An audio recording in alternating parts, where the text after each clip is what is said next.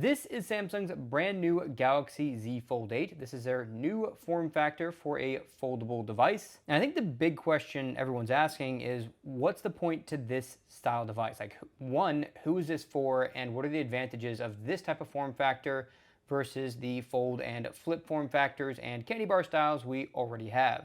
So in this video, we're going to do a quick unboxing of the Fold 8, then see what it's like using different types of applications on this screen versus other form factors to help you guys understand kind of where this device fits and who it's even for. So let's get these devices out of the way, then we'll get this out of the box. Real quick, if you do end up wanting to get the Fold 8 for yourself and you want the best possible deal for it, I'll have affiliate links in the description and pinned comment to some incredible pre-order deals for this device.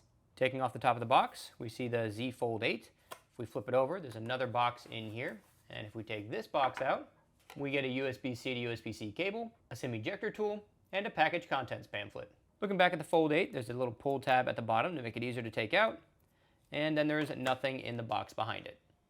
We get two protective covers, one on the inner screen and one on the outer screen, each with their own little pull tabs. And the very first thing you'll notice before you fold this for the very first time is that there is no crease that's visible when you first open this device. Like, it is extremely difficult to see any sort of crease at all across this device. But as soon as we start folding this, that's going to change pretty quickly. Now, for quick reference, here's what the crease looks like on the Fold 7 1 year later. So significantly more noticeable than the Fold 8.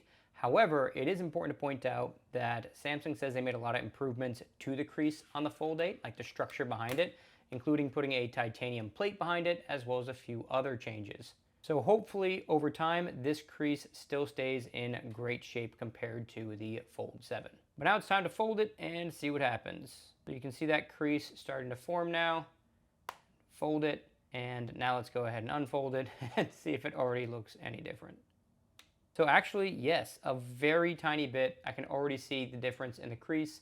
I don't know if you guys can see that on camera, but just one fold in, and I can start to see that there is that little bit of a crease. But I want to be clear here, this is true of all foldables. This is not something that I'm saying is a bad thing about the phone. So until Samsung puts a backing here that actively pushes up on the crease to get rid of it, then this is just going to keep happening.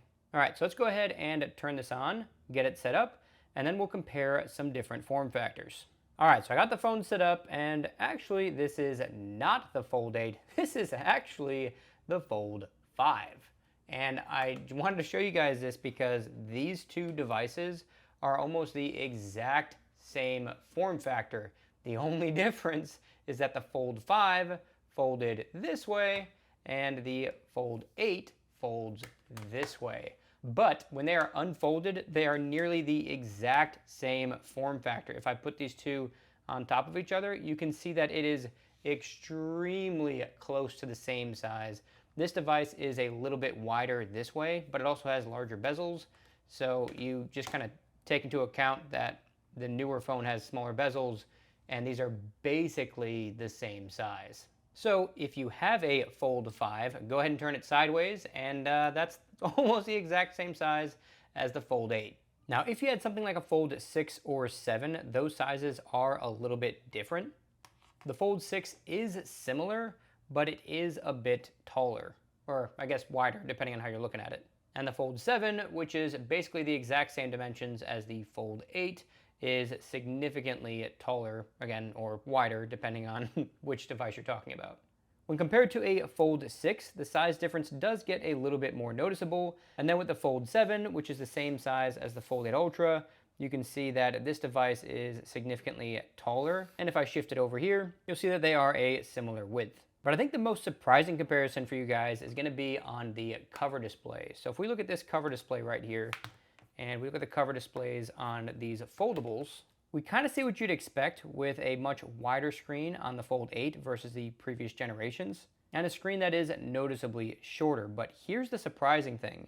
If I bring a Galaxy S26 Ultra into the mix, you'll see that the screen widths are actually very similar, and the Fold 8 itself is only marginally wider than an S26 Ultra. So in pictures and even videos, it makes it look like the Fold 8 is this super wide device. But when you look at it next to an S26 Ultra, it's basically a little bit shorter version of the S26 Ultra and marginally wider. That means it's still going to be pretty easy to reach over to the far side of the device. Like, it's a little bit of a stretch, but it's still manageable. The huge benefit to this is you can now easily reach all the way up to the top with no issues at all. Like, you can reach basically the entire screen with an average sized hand. And if an S26 Ultra could easily fit into your pocket, this will fit way easier, especially if you put it in a back pocket. And here's how the Fold 8 looks next to a Flip 7, which looks basically the same as a Flip 8 as well. Samsung changed basically nothing from the Flip 7 to the Flip 8. So this is a great representation of both of those devices. And when you look at the width difference, the Fold 8 is definitely wider, but it's not dramatically wider. And in case one of you guys have an S25 or 6 Plus series device, here's what it looks like next to that. All right, so we've gone over the basic size differences between the Fold 8 and a bunch of other devices, but now it's time to take a look at how different applications work on these different form factors. So starting with YouTube, we can already see a very big difference between the folding style and candy bar style devices. And if I scroll down on these a little bit here, you'll see the style just kind of alternate between the two different types of devices. So now we have the larger thumbnails with smaller text, and now we have the side by side here. And since these two candy bar style phones are identical in how they're going to display everything, I'm just going to stick with the S26 Ultra and set the Flip 7 aside. Another obvious difference you're probably seeing here is you have a lot more vertical real estate and more information shown on both of these devices. And that makes sense since this is just a shorter device. If we switch to the web browser and scroll through there, you can see that these are basically identical, with the only difference being the amount of vertical real estate on the web page. Jumping onto X, we see our first big difference between the form factors. And specifically, since the Fold 8 is wider than the other devices, it fits more text on the screen. And that means that even though it's a shorter device, you still get a lot of content on the screen. So if you spend a lot of time in applications where there's a lot of reading to be done, or maybe wide photos, then the Fold 8 is going to be a great form factor for that type of use case. If we open the devices, this is where both the Fold 8 and the 8 Ultra, or this is technically the Fold 7, but it's the same form factor, that's where these really start to shine compared to a traditional candy bar style phone. And when you hold both devices in their portrait orientation, you get very similar screen real estate, although the Fold 7 and 8 Ultra will be noticeably wider. Another really important thing we need to look at is how the Fold 8 and Fold 7 size devices handle multiple applications at the same time. And in the default orientation for the Fold 8, two apps side by side looks incredible. Whereas on the Fold 7, it seems a lot more crammed and less usable here. But keep in mind, all I have to do is rotate the phone, and now I'll get a more similar viewing experience to the Fold 8. In case you're wondering, you can have up to 3 applications open side by side on the Fold 8, but it does start to get really cramped. It's technically possible though. Surprisingly, this is not something you can do on the Fold 7, but I'd imagine that that feature will come in a future update. You can, however, bring it down to the bottom here though, and have 3 apps like this. Media consumption is where we can really start to see where the Fold 8 shines, even over the Fold 8 Ultra and Fold 7. Because even though the Fold 7 screen is significantly larger, when you're just watching a video, you get much smaller black bars on the top and bottom, and the video is almost exactly the same size. The video is also noticeably bigger than what you get on a candy bar style phone, and this is the largest candy bar style phone you can get. It's the S26 Ultra. If I flip the Fold 7 into a portrait orientation, you'll see that you lose a whole lot more of the video, and now the video is basically the same size as what you get on an S26 Ultra. So hopefully it's starting to become clear who the Fold 8 is for. And if not, let me break it down for you guys really simply. Samsung's S Ultra series is for people who want the best possible specs in a smartphone with the best possible cameras, and they don't mind the size of the phone. Samsung's Fold series is for those of you who want the largest possible screen to get some serious work done when you're out and about. The Flip is for people who just want the most compact phone possible, but don't want to compromise on a flagship processor. The Fold 8 fills the gap for people who want a really compact device that easily fits in your pocket, but also doubles as a great device for media consumption, whether it's social media, watching movies while you're commuting, reading ebooks, Like, that's who this device is for. It's not necessarily for people who want to get a ton of productivity stuff done.